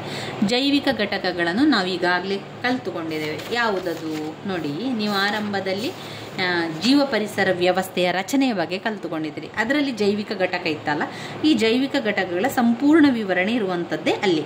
ಜೈವಿಕ ಘಟಕಗಳಲ್ಲಿ ಉತ್ಪಾದಕರು, ಉಪಭೋಗಿಗಳು, ವಿಘಟಕರು. ಇಲ್ಲಿ ನೋಡಿ, ಉತ್ಪಾದಕರು, ಉಪಭೋಗಿಗಳು, ಹಾಗೆಯೇ ವಿಘಟಕರಿರುವಂಥದ್ದು ಯಾರು ಎನ್ನುವಂಥ ಉದಾಹರಣೆ ಸಹಿತ ಇರುವಂಥದ್ದನ್ನು ಕಾಣ್ಬೋದು. ಜೈವಿಕ ಘಟಕಗಳಲ್ಲಿ 2 ಮುಖ್ಯವಾದ ವಿಧಗಳನ್ನು ಕಾಣ್ಬೋದು. ಒಂದು ಸ್ವಯಂ ಪೋಷಿತ ಉತ್ಪಾದನಾ ಘಟಕ. ಆಟ್ರೋಟ್ರೋಫಿಕ್ ಎಂದರೆ ಸ್ವಯಂ ಪೋಷಿತ ಎಂದರ್ಥ. ಪರಪೋಷಿತ ಘಟಕ. ಒಂದು ಸ್ವಯಂ ಘೋಷಿತ ಉತ್ಪಾದಕ ಘಟಕ, 2 ಪರಪೋಷಿತ ಉತ್ಪಾದಕ ಘಟಕ. ಪರಪೋಷಿತ ಘಟಕ. ಒಂದು ಸ್ವಯಂ ಸ್ವಯಂ ಪೋಷಿತ ಉತ್ಪಾದಕ ಘಟಕ ಮತ್ತು ಪರಪೋಷಿತ ಉತ್ಪಾದಕ ಘಟಕ. ಜೈವಿಕ ಘಟಕದ ಬಗೆಗಳು 3 ಜೈವಿಕ ಘಟಕದ ಬಗೆಗಳಿದೆ. ಉತ್ಪಾದಕರು, ಉಪಭೋಗಿಗಳು, ವಿಘಟಕರು. ಯಾರು ಉತ್ಪಾದಕರು? ಉದಾಹರಣೆ ಯಾವುದೆಲ್ಲ? ಸಸ್ಯಗಳು, ಮರಗಳು ಎಲ್ಲ ಉತ್ಪಾದಕರಲ್ಲಿ ಬರ್ತಾರೆ. ಉತ್ಪಾದಕರು ಏನು ಮಾಡ್ತಾರೆ? ಈ ಸೂರ್ಯನ ಬೆಳಕನ್ನು ಉಪಯೋಗಿಸಿಕೊಂಡು ಆಹಾರವನ್ನು ತಯಾರು ಮಾಡುವಂತಹದ್ದು ಉತ್ಪಾದಕರ ಕೆಲಸ. ಜೈವಿಕ ಘಟಕಗಳಲ್ಲಿ 3 ವಿಧಗಳಿದೆ. ಒಂದು ಉತ್ಪಾದಕರು, ಉಪಭೋಗಿಗಳು, ವಿಘಟಕರು. ಮೊದಲು ಉತ್ಪಾದಕರ ಬಗ್ಗೆ ತಿಳ್ಕೊಳ್ಳುವ. ಪತ್ರಹರಿತನ್ನು ಉಪಯೋಗಿಸಿಕೊಂಡು ದ್ಯುತಿಸಂಶ್ಲೇಷಣಾ ಕ್ರಿಯೆ ಮೂಲಕ ಆಹಾರ ಪಡೆಯುವ ಜೀವಿಗಳನ್ನು ಉತ್ಪಾದಕರು ಅಂತ ಕರೀತಾರೆ. ಇಲ್ಲಿ ಜೀವ ಪರಿಸರದ ವ್ಯವಸ್ಥೆಯಲ್ಲಿ ಪಾಚಿಗಳು ಉತ್ಪಾದನಾ ಕ್ರಿಯೆಯ ನಿರ್ವಹಣೆಯಾಗಿದೆ. ಉತ್ಪಾದಕರು ದ್ಯುತಿಸಂಶ್ಲೇಷಣಾ ಕ್ರಿಯೆಗೆ ಸೌರಶಕ್ತಿಯನ್ನು ಅಂದರೆ ಸೂರ್ಯನ ಬೆಳಕನ್ನು ಬಳಸ್ತಾರೆ. ಜೈವಿಕ ಘಟಕಗಳಲ್ಲಿ ಇದನ್ನು ಪ್ರಥಮ ಘಟಕವಾಗಿರ್ತದೆ. ಉದಾಹರಣೆಗೆ ಸಸ್ಯಗಳು ಮತ್ತು ಮರಗಳು. 2 ಉಪಭೋಗಿಗಳು. ಉಪಭೋಗಿಗಳು ಅಂತ ಬಂದಾಗ ಅಲ್ಲಿ ಮಾಂಸಾಹಾರಿಗಳು, ಸಸ್ಯಾಹಾರಿಗಳು, ಉಭಯಹಾರಿಗಳು, ವಿಘಟಕರು ಕೂಡ ಇರ್ತಾರೆ. ಉಪಭೋಗಿಗಳು ಅಂದರೆ ಅದಕ್ಕೆ ಸ್ವಯಂ ಘೋಷಿತ ಘಟಕ, ಸ್ವಯಂ ಘೋಷಿತ ಉತ್ಪಾದಕ ಘಟಕ ಮತ್ತು ಪರಪೋಷಿತ ಘಟಕ ಎನ್ನುವಂಥದ್ದು. ಉಪಭೋಗಿಗಳಲ್ಲಿ ಸಸ್ಯಾಹಾರಿಗಳು, ಮಾಂಸಾಹಾರಿಗಳು, ಉಭಯಹಾರಿಗಳು, ವಿಘಟಕರು ಉಪಭೋಗಿಗಳಲ್ಲಿ ಬರುವಂಥದ್ದು. ಉಪಭೋಗಿಗಳು ಅಂತ ಬಂದಾಗ ಇಲ್ಲಿ ಸಸ್ಯಾಹಾರಿ, ಮಾಂಸಾಹಾರಿ, ಉಭಯಹಾರಿಗಳೆಲ್ಲ ಬರ್ತಾರೆ. ಅಂದರೆ ಉದಾಹರಣೆಗೆ ಯಾರು? ಜಿಂಕೆ, ಮೊಲ, ಹಸು ಸಸ್ಯಾಹಾರಿಗಳಲ್ಲಿ ಬರ್ತಾರೆ. ಮಾಂಸಾಹಾರಿ ಅಂತ ಬಂದಾಗ ಕಪ್ಪೆ, ಹಾವು, ಹುಲಿ, ಸಿಂಹ ಮಾಂಸಾಹಾರಿಗಳಲ್ಲಿ ಬರ್ತಾರೆ. ಉಭಯಹಾರಿಗಳು ಅಂತ ಬಂದಾಗ ಅಲ್ಲಿ ಸಸ್ಯಗಳು ಮತ್ತು ಪ್ರಾಣಿಗಳು ಎರಡೂ ಕೂಡ ಉಭಯಹಾರಿಗಳಿಗೆ ಬರ್ತಾರೆ. ಸಸ್ಯಾಹಾರಿಗಳಲ್ಲಿ ಒಂದು ರೀತಿಯ ಉಪಭೋಗಿಗಳು, ಸಸ್ಯವನ್ನು ತಿಂದು ಬದುಕುವ ಸಾಮರ್ಥ್ಯ, ಸಸ್ಯವನ್ನು ಆಹಾರವನ್ನಾಗಿ ಉಪಯೋಗಿಸುವವರು, ಜಿಂಕೆ, ಮೊಲ, ಹಸು. ಮಾಂಸಾಹಾರಿಗಳು ಯಾರು? ಒಂದು ರೀತಿಯ ಉಪಭೋಗಿಗಳಾಗಿದ್ದು ಆಹಾರಕ್ಕಾಗಿ ಸಸ್ಯಾಹಾರಿಗಳನ್ನು ಅವಲಂಬಿಸಿರುತ್ತದೆ. ಆದರೆ ಇವರು ಮಾಂಸವನ್ನು ತಿಂದು ಬದುಕುವಂಥವರು. ಕಪ್ಪೆ, ಹಾವು, ಹುಲಿ, ಸಿಂಹ ಮಾಂಸಾಹಾರಿಗಳು. ಉಭಯಹಾರಿಗಳು ಎರಡೂ ಕೂಡ ಸಸ್ಯ ಮತ್ತು ಪ್ರಾಣಿಗಳೆರಡನ್ನೂ ಕೂಡ ಅವಲಂಬಿಸಿರುತ್ತದೆ. ಇದನ್ನು ಉಭಯಹಾರಿಗಳು ಅಂತ ಕರೆಯುವಂಥದ್ದು. ಅದರಿಂದ ಉಪಭೋಗಿಗಳಲ್ಲಿ ಸಸ್ಯಾಹಾರಿ, ಮಾಂಸಾಹಾರಿಗಳು, ಉಭಯಹಾರಿಗಳು, ವಿಘಟಕರು ಬರುವಂಥದ್ದು. ಇನ್ನು 3ನೇ ಘಟಕದಲ್ಲಿ ವಿಘಟಕರು. ವಿಘಟಕರು ಅಂದರೆ ಯಾರು? ಅಂದರೆ ಸೂಕ್ಷ್ಮಾಣು ಜೀವಿಗಳು, ಶಿಲೀಂಧ್ರಗಳು. ಅವು ಏನು ಮಾಡ್ತದೆ ಅಂದರೆ ಬಿದ್ದಂತಹ ತರಗೆಲೆಗಳು ಅಥವಾ ಎಲ್ಲ ರೀತಿಯ ವಸ್ತುಗಳನ್ನು ಮಣ್ಣಿಗೆ ಹಾಕಿ ಅದನ್ನು ಅಲ್ಲಿ ಕೊಳೆಯಿಸುವಂಥದ್ದು, ಮಣ್ಣಿಗೆ ಸೇರ್ಪಡೆಯಾಗುವಂತೆ ಮಾಡುವಂಥದ್ದು. ಇವರು ವಿಘಟಕರು. ಎಲ್ಲವನ್ನು ಕೊಳಿಸ್ತಾರೆ. ವಿಘಟಕರು ಸಾಮಾನ್ಯವಾಗಿ ಅವರು ಸೂಕ್ಷ್ಮಾಣು ಜೀವಿಗಳು, ಶಿಲೀಂಧ್ರಗಳಾಗಿರ್ತಾರೆ. ಸತ್ತಂತಹ ಸಸ್ಯ ಇರ್ಬೋದು, ಪ್ರಾಣಿಗಳ ಮೇಲೆ ನಿಂತು ಅದನ್ನು ಮೊದಲು ಆಹಾರಕ್ಕಾಗಿ ಉಪಯೋಗಿಸಿಕೊಳ್ತದೆ. ನಂತರ ಕಠಿಣ ಸಾವಯವ ವಸ್ತುಗಳನ್ನು ಸರಳ ಸಾವಯವ ಪದಾರ್ಥವನ್ನಾಗಿ ಮಾರ್ಪಡಿಸಿದ ನಂತರ ಅದು ನೀರವಯವನ್ನಾಗಿಸುತ್ತದೆ. ವಿಘಟಕರು ಬೇಕಾದಂತಹ ಸಾವಯವ ಘಟಕಗಳನ್ನು ಸಸ್ಯದಿಂದ ಕೂಡ ಉತ್ಪಾದಿಸ್ತಾರೆ. ಇದು ವಿಘಟಕರಲ್ಲಿ ಬರುವಂಥದ್ದು. ಇವಿಷ್ಟು ವಿಚಾರ ನಿಮಗೆ ಗೊತ್ತಿರಲಿ. ಇನ್ನು ನಾವು ನೋಡುವಂಥದ್ದು ಜೈವಿಕ ಸಂಪನ್ಮೂಲಗಳು. ಇಲ್ಲಿ ಪ್ರಮುಖ ನೈಸರ್ಗಿಕ ಸಂಪನ್ಮೂಲಗಳು ನೋಡಿ. ಯಾವುದೆಲ್ಲ ನೈಸರ್ಗಿಕ ಸಂಪನ್ಮೂಲಗಳಲ್ಲಿದೆ? ನೈಸರ್ಗಿಕ ಸಂಪನ್ಮೂಲಗಳು ಅಂತ ಬಂದಾಗ ಅರಣ್ಯ ಸಂಪನ್ಮೂಲಗಳು, ಜಲ ಸಂಪನ್ಮೂಲಗಳು, ಖನಿಜ ಸಂಪನ್ಮೂಲಗಳು, ಆಹಾರ ಸಂಪನ್ಮೂಲಗಳು, ಇಂಧನ ಶಕ್ತಿ ಸಂಪನ್ಮೂಲಗಳು, ಭೂ ಸಂಪನ್ಮೂಲಗಳು. ಇದು ಪ್ರಮುಖ ನೈಸರ್ಗಿಕ ಸಂಪನ್ಮೂಲಗಳು. ಇದು ನೈಸರ್ಗಿಕವಾಗಿ ಸಿಗುವಂಥದ್ದು, ಕೃತಕವಾಗಿ ಅಲ್ಲ, ನೈಸರ್ಗಿಕವಾಗಿ. ಅರಣ್ಯ ಸಂಪನ್ಮೂಲ, ಜಲ ಸಂಪನ್ಮೂಲ, ಖನಿಜ ಸಂಪನ್ಮೂಲ, ಆಹಾರ ಸಂಪನ್ಮೂಲ, ಶಕ್ತಿ ಸಂಪನ್ಮೂಲ, ಭೂ ಸಂಪನ್ಮೂಲ. ಇದು ನಮ್ಮ ನೈಸರ್ಗಿಕ ಸಂಪನ್ಮೂಲಗಳು. ಜೈವಿಕ ಸಂಪನ್ಮೂಲಗಳು. ಜೈವಿಕ ಸಂಪನ್ಮೂಲಗಳು ಅಂತ ಹೇಳಿದರೆ ನಮ್ಮ ಭೂಮಿಯ ಮೇಲೆ ಅನೇಕ ನೈಸರ್ಗಿಕ ಸಂಪನ್ಮೂಲಗಳಿದೆ. ಜೈವಿಕ ಸಂಪನ್ಮೂಲಗಳು ನೈಸರ್ಗಿಕವಾಗಿರುವಂತಹ ಸಂಪನ್ಮೂಲಗಳೇ ಜೈವಿಕ ಸಂಪನ್ಮೂಲಗಳು. ಅದರಲ್ಲಿ ಸಸ್ಯಗಳು, ಪ್ರಾಣಿಗಳು, ಸೂಕ್ಷ್ಮಾಣು ಜೀವಿಗಳು ಜೈವಿಕ ಸಂಪನ್ಮೂಲಗಳಾಗಿರ್ತದೆ. ನಮ್ಮ ಭೂಮಿಯ ಮೇಲೆ ಅನೇಕ ನೈಸರ್ಗಿಕ ಸಂಪನ್ಮೂಲಗಳಿವೆ. ಇವುಗಳು ನಿಸರ್ಗದತ್ತವಾಗಿ ಮಾನವನು ಉಪಯೋಗಿಸಬಲ್ಲ ಸಂಪನ್ಮೂಲಗಳಾಗಿವೆ. ಸಜೀವಗಳನ್ನು ಸಹ ಸಂಪನ್ಮೂಲಗಳೆಂದು ಕರೆಯಬಹುದು. ಸಸ್ಯಗಳು, ಪ್ರಾಣಿಗಳು ಮತ್ತು ಸೂಕ್ಷ್ಮಾಣು ಜೀವಿಗಳು, ಸಸ್ಯಗಳು, ಪ್ರಾಣಿಗಳು ಮತ್ತು ಸೂಕ್ಷ್ಮಾಣು ಜೀವಿಗಳು ಜೈವಿಕ ಸಂಪನ್ಮೂಲಗಳೆನ್ನುತ್ತೇವೆ. ಜೈವಿಕ ಸಂಪನ್ಮೂಲ ಎನ್ನುವಂಥದ್ದು ಜೈವಿಕ ಸಂಪನ್ಮೂಲ. ಜೈವಿಕ ಸಂಪನ್ಮೂಲಗಳೆನ್ನುತ್ತೇವೆ.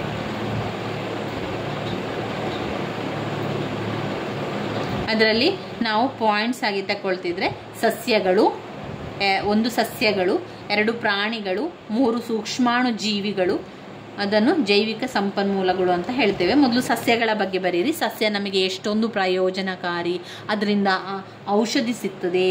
ಅನೇಕ ಸಸ್ಯಗಳು ಆಹಾರವಾಗಿ ಬಳಸ್ತೇವೆ, ಔಷಧಿಯಾಗಿದೆ, ಗೊಬ್ಬರವಾಗಿದೆ. ಆಮೇಲೆ ಅದರಿಂದ ಪೇಪರ್, ಹಗ್ಗ ಈ ರೀತಿಯಾಗಿ ಮಾಡ್ತೇವೆ, ಎಣ್ಣೆಗಳನ್ನು ತಯಾರಿಸ್ತೇವೆ, ಅನೇಕ ಆರೋಗ್ಯ ಪ್ರಯೋಜನಗಳನ್ನು ಹೊಂದಿದೆ, ಆಹಾರವನ್ನಾಗಿ ಬಳಸ್ತೇವೆ. ಇದೆಲ್ಲ ಕೂಡ ನಾವು ಸಸ್ಯಗಳಲ್ಲಿ ಬರಿಬೇಕು.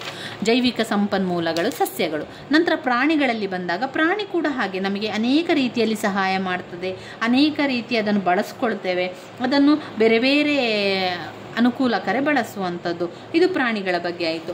ಇನ್ನು ಸೂಕ್ಷ್ಮಾಣು ಜೀವಿಗಳು ಅಂತ ಹೇಳಿದರೆ, ನಮ್ಮ ಸೂಕ್ಷ್ಮಾಣು ಜೀವಿಗಳಿಂದಾಗಿ ಎಲ್ಲ ವಸ್ತುಗಳು ಕರಗಿ ಮಣ್ಣಿನ ಜೊತೆಗೆ ಸೇರ್ಪಡೆಯಂತೆ ಮಾಡುವಂಥದ್ದು ಇದು ಉತ್ತಮ ಸೂಕ್ಷ್ಮಾಣು ಜೀವಿಗಳು. ಯಾವುದೆಲ್ಲ ಸೂಕ್ಷ್ಮಾಣು ಜೀವಿಗಳು? ಬ್ಯಾಕ್ಟೀರಿಯಾಗಳು, ಶಿಲೀಂಧ್ರಗಳು, ಪಾಚಿಗಳು, ಪ್ರೋಟೋಜೋವನ್, ಆಮೇಲೆ ವೈರಸ್. ಬ್ಯಾಕ್ಟೀರಿಯಾ, ಶಿಲೀಂಧ್ರ, ಪಾಚಿಗಳು, ಪ್ರೋಟೋಜೋವನ್ಸ್ ಮತ್ತು ವೈರಸ್. ಇಷ್ಟನ್ನು ನಾವು ಏನು ಮಾಡಬೇಕು? ಜೈವಿಕ ಸಂಪನ್ಮೂಲಗಳಲ್ಲಿ ಹಾಕಬೇಕು. ನೈಸರ್ಗಿಕ ಸಂಪನ್ಮೂಲಗಳು ಇದೆಲ್ಲ: ಅರಣ್ಯ ಸಂಪನ್ಮೂಲ, ಜಲ ಸಂಪನ್ಮೂಲ, ಖನಿಜ ಸಂಪನ್ಮೂಲ, ಆಹಾರ ಸಂಪನ್ಮೂಲ, ಶಕ್ತಿ ಸಂಪನ್ಮೂಲ, ಭೂ ಸಂಪನ್ಮೂಲ. ಜೈವಿಕ ಸಂಪನ್ಮೂಲಗಳಲ್ಲಿ ಸಸ್ಯಗಳು, ಪ್ರಾಣಿಗಳು, ಸೂಕ್ಷ್ಮಾಣು ಜೀವಿಗಳ ಬಗ್ಗೆ ಬರಿಬೇಕು ನೀವು. ಜೈವಿಕ ಸಂಪನ್ಮೂಲ ಅಂತ ಬಂದಾಗ ಸಸ್ಯಗಳು, ಪ್ರಾಣಿಗಳು, ಸೂಕ್ಷ್ಮಾಣು ಜೀವಿಗಳು. ಸಸ್ಯಗಳು, ಪ್ರಾಣಿಗಳು, ಸೂಕ್ಷ್ಮಾಣು ಜೀವಿಗಳ ಬಗ್ಗೆ ಬರಿಬೇಕು. ಹಾಗೆ ಬರಿಬೇಕಾದ್ರೆ ಮೊದಲು ಅದರ ಉಪಯೋಗವನ್ನು ಬರೀರಿ, ನಂತರ ಅದು ಯಾವುದೆಲ್ಲ ಸಹಾಯ ಆಗ್ತದೆ ಅಂತ ಬರೀರಿ, ನಂತರ ಅದರಿಂದ ಯಾವುದನ್ನೆಲ್ಲ ಬಳಸ್ಬೋದು ಎನ್ನುವಂಥದ್ದು. ಈಗ ಸಸ್ಯ ಅಂತ ಬಂದಾಗ ನಾವು ಅದನ್ನು ಆಹಾರವಾಗಿ ಬಳಸ್ತೇವೆ, ಅದನ್ನು ನಮ್ಮ ಆರೋಗ್ಯವನ್ನು ವೃದ್ಧಿಸಲಿಕ್ಕೆ ಬಳಸ್ತೇವೆ, ಅದನ್ನು ಏನಾದರೂ ಸಮಸ್ಯೆಗೆ ಬಳಸ್ಕೊಳ್ತೇವೆ. ಆಮೇಲೆ ಅನೇಕ ರೀತಿಯ ಎಣ್ಣೆಯನ್ನು ತಯಾರಿ ಮಾಡ್ತೇವೆ, ಅದರಲ್ಲಿ ಅನೇಕ ರೀತಿಯ ಒಂದು ಸುವಾಸನೆಯ ಪರಿಮಳ ಬೀರ್ತದೆ, ಔಷಧೀಯ ಗುಣ ಇದೆ, ಅನೇಕ ರೀತಿಯ ಸಹಾಯವನ್ನು ಮಾಡ್ತದೆ. ಅದೇ ರೀತಿ ಪ್ರಾಣಿಗಳನ್ನು ಕೂಡ ಹಾಗೆ, ಸೂಕ್ಷ್ಮಾಣು ಜೀವಿಗಳು ಹಾಗೆ. ಇದರಿಂದಾಗಿ ವಾತಾವರಣದಲ್ಲಿ, ಮಣ್ಣಿನಲ್ಲಿ ಎಲ್ಲವನ್ನು ಕೂಡ ಸೇರ್ಪಡೆಯಾಗುವಂತೆ ಮಾಡುವಂಥ ಶಕ್ತಿ ಬ್ಯಾಕ್ಟೀರಿಯಾ ಯಾರಿಗಿರುವಂಥದ್ದು? ಸೂಕ್ಷ್ಮಾಣು ಜೀವಿಗಳಿಗಿರುವಂಥದ್ದು. ಯಾರಿಗೆಲ್ಲ? ಬ್ಯಾಕ್ಟೀರಿಯಾ, ಶಿಲೀಂಧ್ರ, ಪಾಚಿ, ಪ್ರೋಟೋಜೋನ್ ಮತ್ತು ವೈರಸ್ಗಳಿಗೆ ಇರುವಂಥದ್ದು. ಇವಿಷ್ಟು ನಮಗೆ ಇದರಲ್ಲಿ ಗೊತ್ತಾದರೆ ಆಯಿತು. ಇದು ಜೈವಿಕ ಸಂಪನ್ಮೂಲಗಳಾಗಿದೆ. ಇನ್ನು ನಾವು ನೋಡಿದರೆ ಸಾಮಾಜಿಕ ಸಮಸ್ಯೆಯಾಗಿ ಜನಸಂಖ್ಯೆ ಮತ್ತು ಪರಿಸರದ ಬಗ್ಗೆ. ಜನಸಂಖ್ಯೆ ಅಂತ ಬಂದಾಗ ನೀವು ಬರಿತಾ ಹೋಗಿ, ಜನಸಂಖ್ಯೆಯಿಂದ ಏನೆಲ್ಲ ತೊಂದರೆ ಉಂಟಾಗ್ತದೆ. ತುಂಬ ಜನಸಂಖ್ಯೆ ಆದಂತೆ, ಈಗ ನಾನು ಜನರಲ್ ಆಗಿ ಹೇಳುವಂಥದ್ದು, ತುಂಬ ಜನಸಂಖ್ಯೆ ಆಯಿತು ಅಂತ ಇಟ್ಕೊಳ್ಳಿ, ಏನಾಗ್ತದೆ? ಜನಸಂಖ್ಯೆ ಹೆಚ್ಚಿದಂತೆಲ್ಲ ಎಲ್ಲ ಸಮಸ್ಯೆ ಉಂಟಾಗಲಿಕ್ಕೆ ಆರಂಭ ಆಗ್ತದೆ. ಪ್ರತಿಯೊಂದು ಕೂಡ ಸಮಸ್ಯೆ ಉಂಟಾಗಲಿಕ್ಕೆ ಆರಂಭ ಆಗ್ತದೆ. ಮೊದಲಿಂದಾಗಿ ಪರಿಸರದಲ್ಲಿ ತುಂಬಾ ಜನ ಜಾಸ್ತಿ ಆಗುವಂಥದ್ದು, ಎಲ್ಲ ಕಡೆ ಹೋಗಲಿಕ್ಕೆ ಜಾಗ ಇಲ್ಲದೆ ಇರುವಂಥದ್ದು, ವಸತಿ ಸಮಸ್ಯೆ ಉಂಟಾಗ್ತದೆ, ನೀರಿನ ಸಮಸ್ಯೆ ಉಂಟಾಗ್ತದೆ, ಆರ್ಥಿಕ ಸಮಸ್ಯೆ, ಸಾಮಾಜಿಕ ಸಮಸ್ಯೆ, ರಾಜಕೀಯ ಸಮಸ್ಯೆ, ಆಮೇಲೆ ಹಣದುಬ್ಬರ, ಆಮೇಲೆ ಭ್ರಷ್ಟಾಚಾರಗಳೆಲ್ಲ ಉಂಟಾಗ್ತದೆ. ಇದರಿಂದಾಗಿ ಅನೇಕ ಈ ರೀತಿಯಾಗಿ ಸಮಸ್ಯೆಗಳನ್ನು ನಾವು ಬರಿಬೇಕು. ಯಾವುದರಲ್ಲಿ? ಜನಸಂಖ್ಯೆಯಲ್ಲಿ. ಇನ್ನು ಪರಿಸರ ಸಮಸ್ಯೆ ಬಂದಾಗ, ಅಥವಾ ಪರಿಸರ ಮಾಲಿನ್ಯ ಆದರೆ ಏನಾಗ್ತದೆ? ಇದರಿಂದ ಕೂಡ ಹಾಗೆ ಮನುಷ್ಯರಿಗೆ ಅನೇಕ ರೀತಿಯ ತೊಂದರೆಗಳು ಉಂಟಾಗ್ತದೆ. ಉಸಿರಾಟದ ಸಮಸ್ಯೆ, ಹೃದಯದ ಸಮಸ್ಯೆ, ಚರ್ಮದ ಸಮಸ್ಯೆಗಳು, ಅನೇಕ ರೀತಿಯ ಸಮಸ್ಯೆಗಳು ಕೂಡ ಆರೋಗ್ಯದ ಮೇಲೆ ತುಂಬಾ ಪರಿಣಾಮ ಕೂಡ ಬೀಳ್ತದೆ. ಇದು ಸಾಮಾಜಿಕ ಸಮಸ್ಯೆಗಳಲ್ಲಿ ನಾವು ನೋಡಿದರೆ, ಜನಸಂಖ್ಯೆ ಹೆಚ್ಚಿದ ಹಾಗೆ ಶಕ್ತಿ ಸಂಪನ್ಮೂಲಗಳ ಕೊರತೆ ಆಗ್ತದೆ, ಸುಸ್ಥಿರ ಅಭಿವೃದ್ಧಿ ಆಗ್ತದೆ, ಜಲ ಸಂರಕ್ಷಣೆ ಆಗಬೇಕು, ಪುನರ್ ನೆರೆ ಕಲ್ಪಿಸುವಂಥದ್ದು, ಜಾಗತಿಕ ಪರಿಸರದಲ್ಲಿ ಬದಲಾವಣೆಗಳು, ವಿಕಿರಣ ಅಪಘಾತಗಳು. ಸಾಮಾಜಿಕ ಸಮಸ್ಯೆಯಲ್ಲಿ ಬರೀಬೇಕು. ಮೊದಲು ಜನಸಂಖ್ಯೆ ಅಂತ ಕೇಳಿದರೆ ಜನಸಂಖ್ಯೆಯ ಬಗ್ಗೆ ಮತ್ತು ಪರಿಸರದ ಬಗ್ಗೆ ಬರಿತಾ ಹೋಗಬೇಕು. ಇಲ್ಲಿ ಜನಸಂಖ್ಯೆ ಮತ್ತು ಪರಿಸರದ ಬಗ್ಗೆ ಒಂದು ಸ್ವಲ್ಪ ಕೊಟ್ಟಿದ್ದಾರೆ ನೋಡಿ. ಜನಸಂಖ್ಯೆ ಮತ್ತು ಪರಿಸರ ಯಾವುದರ ಬಗ್ಗೆ? ಇದು ಸಾಮಾಜಿಕ ಸಮಸ್ಯೆಯಾಗಿ ಜನಸಂಖ್ಯೆ ಮತ್ತು ಪರಿಸರ. ನಮ್ಮ ಜಾಗತಿಕ ಜನಸಂಖ್ಯೆ ಇಂದಿಗೆ 6 ಬಿಲಿಯನ್ ಇದ್ದು 2015ರ ವೇಳೆಗೆ 7 ಬಿಲಿಯನ್ ಮೀರುವ ಸಾಧ್ಯತೆ ಇದೆ. ಇಂತಹ ಬೃಹತ್ ಜನಸಂಖ್ಯೆ ಅವಶ್ಯಕತೆಗಳನ್ನು ಪೂರೈಸಲು ಭೂಮಿಯ ಮೇಲಿನ ಸಂಪನ್ಮೂಲಗಳು ಸಾಕಾಗುತ್ತಿಲ್ಲ. ಅಲ್ಲದೆ ಮನುಷ್ಯನ ಜೀವನ ಶೈಲಿಗೆ ತೊಂದರೆಯಾಗದಂತೆ ನಿರ್ವಹಿಸುವುದು ಕಷ್ಟವಾಗಿದೆ. ಹೀಗೆ ಮುಂದುವರಿದಲ್ಲಿ ಮುಂದಿನ ದಿನಗಳಲ್ಲಿ ಪಳೆಯುಳಿಕೆ ಇಂಧನಗಳು ಖಾಲಿಯಾಗುವ ಪರಿಸ್ಥಿತಿ ಕೂಡ ನಿರ್ಮಾಣ ಆಗ್ತದೆ. ಇಷ್ಟೊಂದು ಜನಸಂಖ್ಯೆಗೆ ಆಹಾರ ಪೂರೈಕೆ ಮಾಡುವುದು ಸಹ ಕಷ್ಟವಾಗಿದೆ. ಸಾಕು ಪ್ರಾಣಿಗಳು, ಮಿತಿಮೀರಿ ಮೇವು ಬಯಸುತ್ತಿರುವುದರಿಂದ ಪರಿಣಾಮ ಬೆಳವಣಿಗೆ ಕುಂಠಿತಗೊಂಡಿದೆ. ಕೈಗಾರಿಕಾ ಬೆಳವಣಿಗೆಯಿಂದ ನೀರು, ಗಾಳಿ, ಮಣ್ಣಿನ ಮಾಲಿನ್ಯ ಉಂಟಾಗಿ ಓಝೋನ್ ಪದರದ ನಾಶ, ಸಮುದ್ರದಲ್ಲಿ ಮೀನಿನ ಸಂಖ್ಯೆಯಲ್ಲಿ ಕಡಿತ, ಕಾರ್ಖಾನೆಗಳು ಹೊರಹಾಕುತ್ತಿರುವ ವಿಷಾನಿಲದಿಂದಾಗಿ ವಾಯು ಮಾಲಿನ್ಯದ ಜೊತೆಯಲ್ಲಿ ಮನುಷ್ಯರ ಆರೋಗ್ಯವು ಕೂಡ ಹದಗೆಡ್ತಾ ಇದೆ. ಕಾರ್ಖಾನೆಯ ವಿಷ ಅನಿಲದಿಂದ ಜಾಗತಿಕ ತಾಪಮಾನ ಉಂಟಾಗಿರುವ ಪರಿಣಾಮ ಸಮುದ್ರದ ನೀರಿನ ಮಟ್ಟ ಏರಿ ಜೌಗು ಪ್ರದೇಶಗಳು ಪ್ರವಾಹ ಭೀತಿ ಎದುರಿಸುತ್ತಿದೆ. ನೀರಿನ ದುರ್ಬಳಕೆಯಿಂದ ಕುಡಿಯುವ ನೀರಿನ ಪ್ರಮಾಣ ಕಡಿಮೆಯಾಗಿದೆ. ಪ್ರಾದೇಶಿಕ ಜೀವ ವೈವಿಧ್ಯತೆಯ ನಿಯಂತ್ರಣದಿಂದ ಔಷಧೀಯ ಸಸ್ಯಗಳು ಹಾಗೂ ಕೈಗಾರಿಕೆಗೆ ಬೇಕಾದ ಕಚ್ಚಾ ವಸ್ತುಗಳ ಕೊರತೆ ಉಂಟಾಗಿ ಜೀವತಂತ್ರಜ್ಞಾನದಿಂದ ಮುಂದುವರಿದ ರಾಷ್ಟ್ರಗಳ ನಡುವೆ ಆರ್ಥಿಕ ಘರ್ಷಣೆ ಏರ್ಪಟ್ಟಿದೆ. ಜೀವ ಪರಿಸರ ವ್ಯವಸ್ಥೆಯ ನಾಶದಿಂದಾಗಿ ಅನೇಕ ಪ್ರಭೇದಗಳು ಅಳಿವಿನ ಅಂಚನ್ನು ತಲುಪುತ್ತದೆ. ಈ ಎಲ್ಲ ದುಷ್ಪರಿಣಾಮಗಳಿಗೆ ಕಾರಣವೇನೆಂದರೆ ಜನಸಂಖ್ಯಾ ಸ್ಫೋಟದಿಂದಾಗಿ ಸಂಪನ್ಮೂಲಗಳನ್ನು ಹೆಚ್ಚಾಗಿ ಉಪಯೋಗಿಸುತ್ತಿರುವುದು ಮುಂದಿನ ಭವಿಷ್ಯಕ್ಕೆ ಮಾರಕವಾಗಿದೆ. ಸಮೂಹ ಪರಿಸರ ಜಾಗೃತಿ ಚಳುವಳಿಗಳನ್ನು ನಡೆಸುವುದರ ಮೂಲಕ ಈ ಎಲ್ಲ ಪರಿಣಾಮಗಳಿಗೂ ಕಡಿವಾಣ ಹಾಕುವುದರ ಜೊತೆಯಲ್ಲಿ ಜೀವನ ಶೈಲಿಯಲ್ಲೂ ಕೂಡ ಬದಲಾವಣೆ ತರಬಹುದು. ಜನಸಂಖ್ಯೆಯನ್ನು ನಿಯಂತ್ರಣದಲ್ಲಿಟ್ಟರೂ ಕೂಡ ಇದು ಒಂದು ಬಿಲಿಯನ್ ತಲುಪುವ ಸಾಧ್ಯತೆ ಇದೆ. ಒಂದು ವೇಳೆ ನಿಯಂತ್ರಿಸದಿದ್ದರೆ ಅದು ಇನ್ನಷ್ಟು ಹೆಚ್ಚಾಗ್ತದೆ ಎನ್ನುವಂಥದ್ದು ಇದು ಸಮಸ್ಯೆಯಿಂದ ಬರುವಂಥದ್ದು, ಸಾಮಾಜಿಕ ಸಮಸ್ಯೆಯಲ್ಲಿ ನಾವು ಕಂಡುಕೊಳ್ಳುವಂಥದ್ದು. ಇನ್ನು ಇದರಲ್ಲಿ ಬರುವಂತಹ ಮುಖ್ಯವಾದಂತಹ ಒಂದು ಘಟಕ ಪರಿಸರ ಮಾಲಿನ್ಯ. ಪರಿಸರ ಮಾಲಿನ್ಯದ ಬಗ್ಗೆ, ಅದರ ಮಾಲಿನ್ಯದ ಕಾರಣ ಮತ್ತು ಪರಿಣಾಮಗಳ ಬಗ್ಗೆ, ಅದಕ್ಕೆ ತೆಗೆದುಕೊಳ್ಳುವಂತಹ ಕ್ರಮಗಳ ಬಗ್ಗೆ ಕೂಡ ಕೇಳ್ತಾರೆ. ನಿಮಗೆ ಗೊತ್ತಿರಬೇಕು, ಪರಿಸರ ಮಾಲಿನ್ಯದಲ್ಲಿ 4 ವಿಧ: ಜಲಮಾಲಿನ್ಯ, ವಾಯುಮಾಲಿನ್ಯ, ಭೂಮಾಲಿನ್ಯ, ಶಬ್ದ ಮಾಲಿನ್ಯ. ಜಲಮಾಲಿನ್ಯ, ವಾಯುಮಾಲಿನ್ಯ, ಭೂಮಾಲಿನ್ಯ, ಶಬ್ದ ಮಾಲಿನ್ಯ. ಮಾಲಿನ್ಯ ಅಂತ ಹೇಳಿದರೆ ಪರಿಸರದಲ್ಲಿ ಉಂಟಾಗುವಂತಹ ದುಷ್ಪರಿಣಾಮ, ಪರಿಸರದ ಒಂದು ಅಸ್ಥಿರತೆ, ಪರಿಸರದ ಒಂದು ವಿಕಲತೆ, ಇದು ಅಪಾಯವನ್ನು ಉಂಟು ಮಾಡಿದೆ. ಇದರಲ್ಲಿ ಪರಿಸರ ಮಾಲಿನ್ಯ ಅಂತ ಬಂದಾಗ ಇದರಲ್ಲಿ ನಾವು 7 ಮಾಲಿನ್ಯವನ್ನು ಕಾಣ್ಬೋದು. ವಾಯು ಮಾಲಿನ್ಯ, ಜಲ ಮಾಲಿನ್ಯ, ತೈಲ ಮಾಲಿನ್ಯ, ಭೂಮಾಲಿನ್ಯ, ನೈಸರ್ಗಿಕ ಸಂಪನ್ಮೂಲಗಳ ನಾಶ, ತ್ಯಾಜ್ಯ ವಸ್ತುವಿನ ಮಾಲಿನ್ಯ, ಶಬ್ದ ಮಾಲಿನ್ಯ. ಪ್ರತಿಯೊಂದು ಮಾಲಿನ್ಯ ಏನಾಗ್ತದೆ ಅಂದರೆ ಆ ಒಂದು ಹೆಸರಿರ್ತದಲ್ಲ, ಅದಕ್ಕೆ ವಿರುದ್ಧವಾಗಿರುವಂಥದ್ದು. ಈಗ ವಾಯು ಮಾಲಿನ್ಯ ಅಂತ ಹೇಳಿದರೆ ವಾಯುವನ್ನು ಕಲುಷಿತಗೊಳಿಸುವಂಥದ್ದು, ಜಲ ಮಾಲಿನ್ಯ ಅಂದರೆ ನೀರನ್ನು ಕಲುಷಿತಗೊಳಿಸುವುದು, ತೈಲ ಮಾಲಿನ್ಯ ಅಂದರೆ ತೈಲ ಸೋರಿಕೆಯಾಗಿ ಮಾಲಿನ್ಯ ಉಂಟಾಗುವಂಥದ್ದು, ಭೂಮಾಲಿನ್ಯ ಎನ್ನುವಂಥದ್ದು ಭೂಮಿಯ ಕಲುಷಿತದಿಂದ, ಭೂಮಿಯನ್ನು ಅಸಮರ್ಪಕವಾದ ಬಳಕೆಯಿಂದ ಆಗುವಂಥದ್ದು, ನೈಸರ್ಗಿಕ ಸಂಪನ್ಮೂಲಗಳ ನಾಶ, ತ್ಯಾಜ್ಯ ವಸ್ತುವಿನಿಂದ ಮಾಲಿನ್ಯವಾಗುವಂಥದ್ದು. ಶಬ್ದ ಮಾಲಿನ್ಯ ಅಂತ ಹೇಳಿದರೆ ಶಬ್ದಕ್ಕೆ ಕರ್ಕಶವಾದ ಶಬ್ದ ಬರುವಂಥದ್ದು, ಕೇಳಿಸಿಕೊಳ್ಳುವಂಥ ಸ್ವರಗಳು ಒಂದು ಕರ್ಕಶವಾಗಿರುವಂಥದ್ದೇ ಶಬ್ದ ಮಾಲಿನ್ಯ ಆಗಿರ್ತದೆ.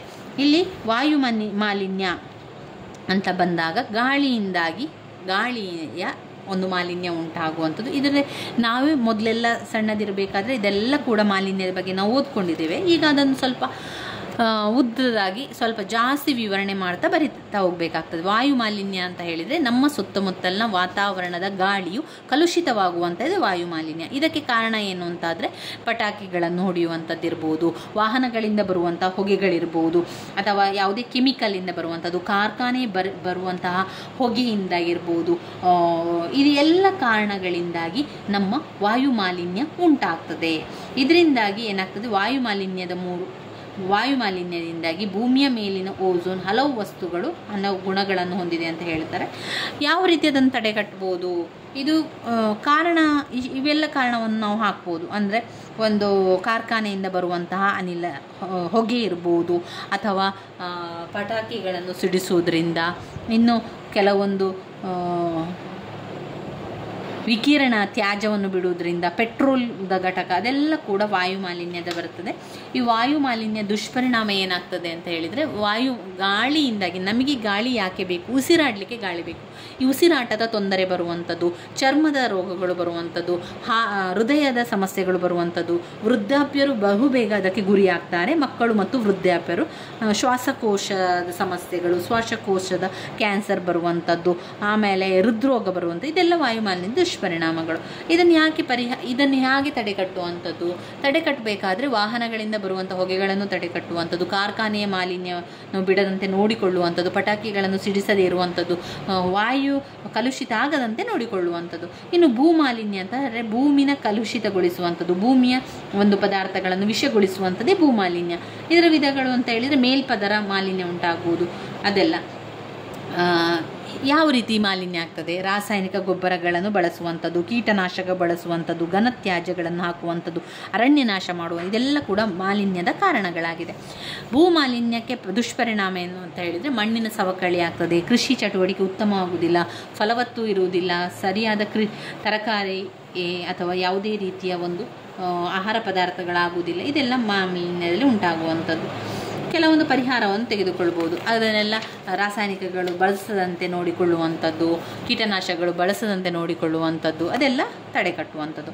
ಶಬ್ದ ಮಾಲಿನ್ಯ ಅಂತ ಹೇಳಿದರೆ ಕರ್ಕಶವಾಗಿ ಶಬ್ದವು ಕೇಳುವಂಥದ್ದು, ಕೆರಳಿಸುವ ಒಂದು ಹಾಳು ಮಾಡುವ ಉದ್ವೇಗಗೊಳಿಸುವಂಥ ಒಂದು ಕ್ರಿಯೆ ಶಬ್ದ ಮಾಲಿನ್ಯ.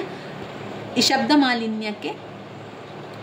ಶಬ್ದದ ಮಾಲಿನ್ಯಕ್ಕೆ ಕಾರಣ ಏನು ಅಂತ ಹೇಳಿದರೆ ಕಾರ್ಖಾನೆಯ ಸ್ವರಗಳಿರ್ಬೋದು, ವಾಹನಗಳ ಸ್ವರಗಳಿರ್ಬೋದು, ಅಥವಾ ಧ್ವನಿವರ್ಧಕಗಳನ್ನು ಬಳಸುವಂಥದ್ದು, ಪಟಾಕಿಗಳನ್ನು ಬಳಸುವಂಥದ್ದು, ಅದನ್ನೆಲ್ಲ ಬಳಸುವಂಥದ್ದು, ಕರ್ಕಶ ವಾದ್ಯಗೋಷ್ಠಿ ಇರ್ಬೋದು, ವಿಮಾನ ಹಾರುವಂಥದ್ದಿರ್ಬೋದು, ಅದೆಲ್ಲ ಕೂಡ ಶಬ್ದ ಮಾಲಿನ್ಯಕ್ಕೆ ಬರ್ತದೆ. ಯಾವ ರೀತಿ ನಿಯಂತ್ರಣವನ್ನು ಮಾಡ್ಬೋದು ಅಂತ ಹೇಳಿದರೆ ರಕ್ಷಣಾತ್ಮಕ ಸಾಧನವನ್ನು ಬಳಸಬೇಕು, ಪ್ರಸರಣಾಧಾರಿತ ನಿಯಂತ್ರಣ ಮಾಡಬೇಕು, ಮೂಲಾಧಾರಿತ ನಿಯಂತ್ರಣ ಮಾಡಬೇಕು. ಕೆಲವು ಈ ಮೈಕುಗಳನ್ನು ಅಥವಾ ಆ ಧ್ವನಿವರ್ಧಕಗಳನ್ನು ಸ್ವರಗಳನ್ನು ಸ್ವಲ್ಪ ಕಡಿಮೆ ಮಾಡುವಂಥದ್ದು, ವಾಹನಗಳ ಸ್ವರ ಕಡಿಮೆ ಮಾಡುವಂಥದ್ದು, ಇನ್ನು mixer, pressure cooker, washing machine, fan ಅದರಿಂದ ಬರುವಂಥ ಸ್ವರಗಳನ್ನು ಕಡಿಮೆ ಮಾಡಲು ಮಾಡಬೇಕು. ಇನ್ನು ಶಬ್ದ ಮಾಲಿನ್ಯವನ್ನು ತಡೆಗಟ್ಟುವಂಥದ್ದು ಹೇಗೆ? ಪಟಾಕಿಗಳನ್ನು ಸಿಡಿಸದೇ ಇರುವಂಥದ್ದು, ಸುತ್ತಮುತ್ತಲಿನಲ್ಲಿ ಸ್ವಲ್ಪ ಗಿಡ ಮರಗಳನ್ನು ನೆಟ್ಟು ಬೆಳೆಸುವಂಥದ್ದು, ಕಾರು ವಾಹನಗಳೆಲ್ಲ ಶಬ್ದ ಬಾರದಂತೆ ಅವುಗಳನ್ನು ಸರ್ವಿಸ್ ಮಾಡಿಸುವಂಥದ್ದು, ಶಬ್ದ ಮಾಲಿನ್ಯವನ್ನು ನಿಯಂತ್ರಿಸುವುದು, ಕರ್ಕಶ ಶಬ್ದವನ್ನು ನಿಯಂತ್ರಿಸುವಂಥದ್ದು. ಇದು ಶಬ್ದ ಮಾಲಿನ್ಯದ ತಡೆಗಟ್ಟುವ ವಿಧಾನ. ಶಬ್ದ ಮಾಲಿನ್ಯದ ಪರಿಣಾಮ ಏನು?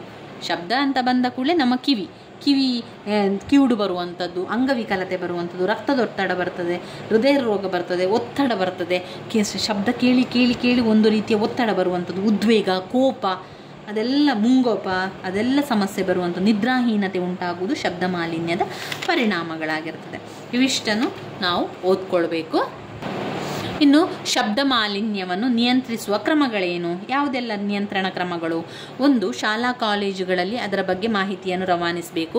ಇನ್ನು ಬೀದಿ ನಾಟಕಗಳನ್ನು ಮಾಡುವುದರ ಮೂಲಕ ಪರಿಸರ ಮಾಲಿನ್ಯದ ಬಗ್ಗೆ ಜನರಿಗೆ ಜಾಗೃತಿ ಮೂಡಿಸಬೇಕು.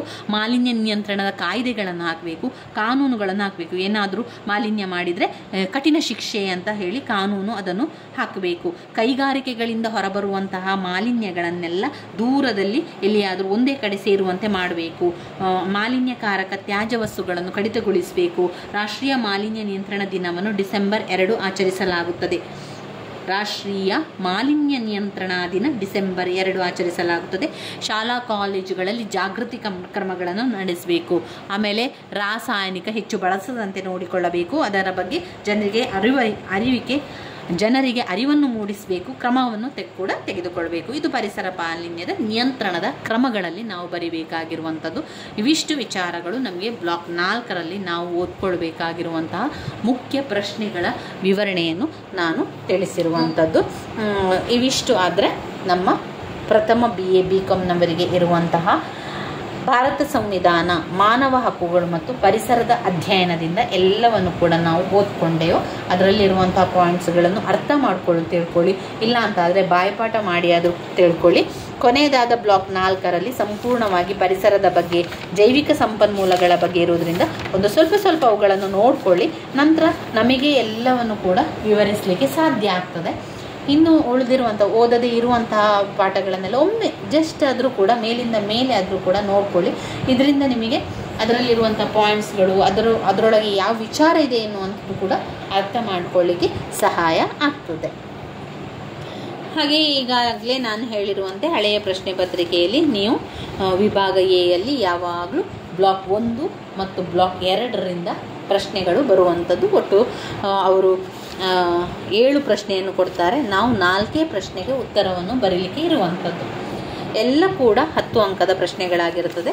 ಇನ್ನು ವಿಭಾಗ B ಯಲ್ಲಿ ಬ್ಲಾಕ್ 3ರಲ್ಲಿ ಬರುವಂತಹ ಮಾನವ ಹಕ್ಕುಗಳಿಂದಲೇ ಪ್ರಶ್ನೆಗಳನ್ನು ಕೊಡುವಂಥದ್ದು. 3 ಪ್ರಶ್ನೆಗಳನ್ನು ಕೊಡ್ತಾರೆ, ಅದರಲ್ಲಿ 2ಕ್ಕೆ ಉತ್ತರವನ್ನು ಬರೆದು ಬನ್ನಿ. ವಿಭಾಗ ಸಿ ಅಂತ ಬಂದಾಗ ಅದು ಬ್ಲಾಕ್ 4ರಲ್ಲಿ ಬರುವಂತಹ ಪರಿಸರದ ಅಧ್ಯಯನದ ಪ್ರಶ್ನೆಗಳನ್ನು ಕೊಡುವಂಥದ್ದು. 3 ಪ್ರಶ್ನೆಗಳನ್ನು ಕೊಡ್ತಾರೆ, 2 ಪ್ರಶ್ನೆಗೆ ಉತ್ತರವನ್ನು ಬರೆದು ಬನ್ನಿ. ಯಾವುದೇ ಪ್ರಶ್ನೆ ಕೂಡ ಸ್ಕಿಪ್ ಮಾಡಿ ಬರಬೇಡಿ, ಎಲ್ಲದಕ್ಕೂ ಕೂಡ ಉತ್ತರವನ್ನು ಬರೆದು ಬನ್ನಿ ಸ್ನೇಹಿತರೆ. ನಿಮಗೆ ಎಷ್ಟು ಸಾಧ್ಯವೋ ಅಷ್ಟನ್ನು ಕೂಡ ವಿವರಿಸಲಿಕ್ಕೆ ಪ್ರಯತ್ನಿಸಿ. ಯಾವುದೇ ರೀತಿಯ ಪ್ರಶ್ನೆಯನ್ನು ಬಿಟ್ಟು ಬರಲಿಕ್ಕೆ ಹೋಗಬೇಡಿ. ತುಂಬ ಫಾಸ್ಟಾಗಿ ನೀವು ಉತ್ತರವನ್ನು ಬರೀಬೇಕು. ನಿಧಾನವನ್ನು ಮಾಡಿದರೆ ಕೊನೆಯ ಪ್ರಶ್ನೆಗೆ ಉತ್ತರ ಬರೀಲಿಕ್ಕೆ ಸಮಯ ಸಾಕಾಗುವುದಿಲ್ಲ. ಆದ್ದರಿಂದ ತುಂಬಾ ಫಾಸ್ಟಾಗಿ ಉತ್ತರವನ್ನು ಬರಿತಾ ಹೋಗಬೇಕು. ನನ್ನ ವಿಡಿಯೋಸ್ ಎಲ್ಲ ನಿಮಗೆ ಇಷ್ಟ ಆಗಿದ್ದರೆ ಲೈಕ್ ಕೊಡಿ, ಶೇರ್ ಮಾಡಿ, ಹಾಗೆ ಸಬ್ಸ್ಕ್ರೈಬ್ ಮಾಡಲಿಕ್ಕೆ ಮರಿಬೇಡಿ ಸ್ನೇಹಿತರೆ. ಧನ್ಯವಾದಗಳು.